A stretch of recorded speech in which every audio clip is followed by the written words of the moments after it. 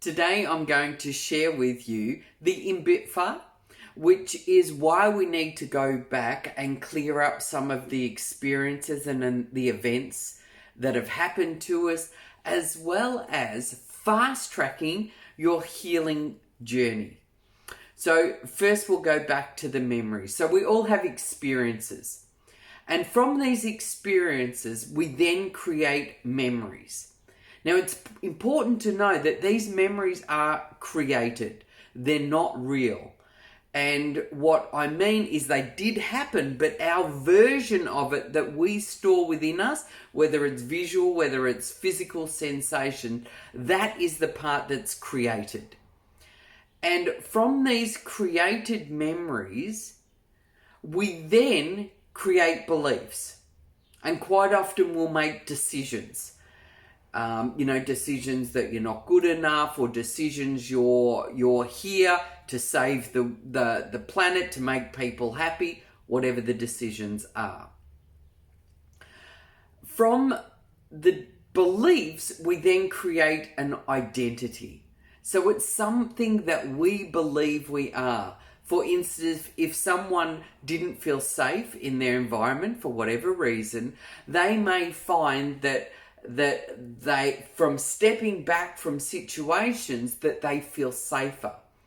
But then their identity, whether it's them or people around them, is created that they're shy and that they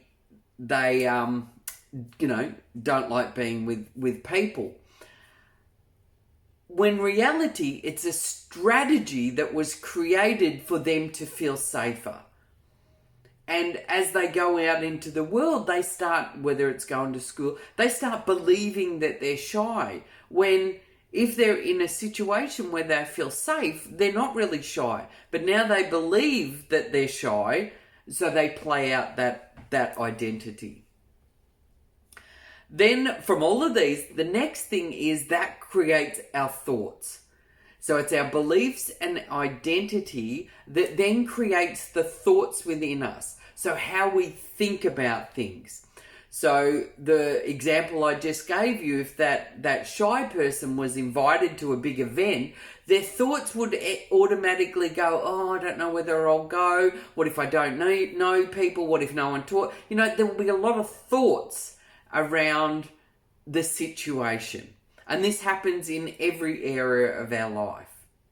And then from our thoughts, that's when our feelings come. So we have specific thoughts, and then we feel a certain way from our thoughts. For instance, the one I just said, would feel anxious about going to a large environment. From these thoughts and then the feelings, that's our actions, how we're going to act in life. And then after the actions are the results we're getting in our life.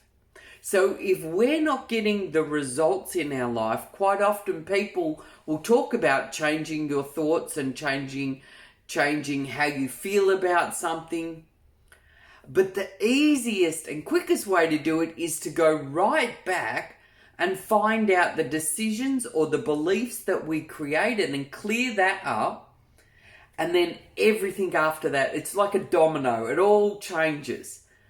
And it's a lot less work when we're getting to that deep level. So that's one way. We're fast tracking our healing. The second is, it is our inner angel, that inner child that has experienced all the events, all the incidents, all the trauma. And it is that little angel that holds all the data. And the quicker that we can connect with the little angel and build a strong and connected relationship with the little angel by loving and accepting and having compassion and understanding for that part of us that was created in fear. That, for instance, the shy, that doesn't want to be around a lot of people and a lot of noise, so created that shy environment. And then what happens is, as we get into adulthood, we start to look at these past experiences with an adult mind, with a new mindset, with new information, and we believe that we should have behaved differently back then. You know, you should have done this, you should have done that. Why didn't you say this? Why didn't you do that?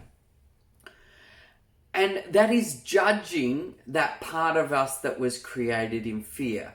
Where if we can come from love and compassion, understanding that event that happened, we were doing the absolute best that we could with the programming and the conditioning that we received. And anyone that had the same programming and conditioning would have responded in the exact same way. Now, quite often people will compare themselves to their siblings, and they'll say, oh, well, you know, they lived in the same house, and, you know, why did they not behave in and have the same issues that I had? And the truth is, they may live in the same environment, but each child has a completely different parent. So each child, as they're growing up, has a completely different parent. Because as you can imagine, when you're parenting your first child, you would parent your second child quite differently to you parenting your first child. As well as the situation. There could be less money, there could be more money, there could be more stress on the parent. Like, there's so many variables. So every sibling has a different parent within that relationship or without that relationship. Different things happen. So we need, when we're reacting to something in a way that we do not want to be reacting, we need to connect with that little angel in us, with love and compassion, and build that dialogue and relationship. It doesn't happen overnight, but the quicker that you can make that happen, the faster your healing journey will be. And I will quite often get people to get a photo. Get a younger photo of yourself. And when you have that feeling, you get a sense of that younger version of yourself. And that's where the resistance is coming from. That's where the feelings, the emotions, the thought, all of it, that's where it's coming from. So how would you talk to that younger version of self? Would you just say, man up, get over it? Like, come on, what's the big deal? Or would you encourage and support that younger version of self, that they got this? And together, like working together, we can get through this. Love and acceptance. Compassion and understanding. The faster that you are able to look after that younger version of yourself, the little angel, the faster your healing journey will be. And the next step is you really need to imagine what life will be like beyond your challenges. So whatever your challenges are, there's so many, I'm not even going to go through them. You know what your challenges are. Whatever your challenges are, what will your life look like, feel like, be like after all the challenges have disappeared? Now, the resistance to doing this can be really, really significant.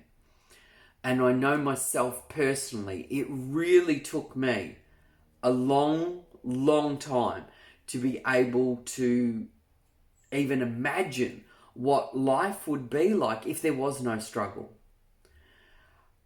But that's because I didn't fully understand the power of being able to imagine your life how you wanted it to be. And what I noticed, the areas where we have all different areas of our life, and the areas where I was able to imagine what it would be like, cleared them so much faster to the areas that I was resisting. So then what I started to do is I started to focus my tapping on the areas that I was resisting, imagining what my life would be like if I didn't have challenges in that area. So for instance, money. If I thought about being rich and wealthy, I would even say things like, oh, I don't even need that much. I don't want to be rich. Why would I want to be rich? And of course, that's all the data we've got inside of us that I mentioned before. But the truth was, when I was able to understand that money is just an amplifier, and whatever we have inside of us, it just amplifies it. So I could use money to amplify my love in the world. I could use money to amplify my message in the world and be able to impact even more people in the world. I was then able to imagine what that could look like. Having more time to create videos, having more time to create online programs and all different stuff like that. That money was just an amplifier, and it was going to amplify the love and compassion that I had inside of me and share that with the world.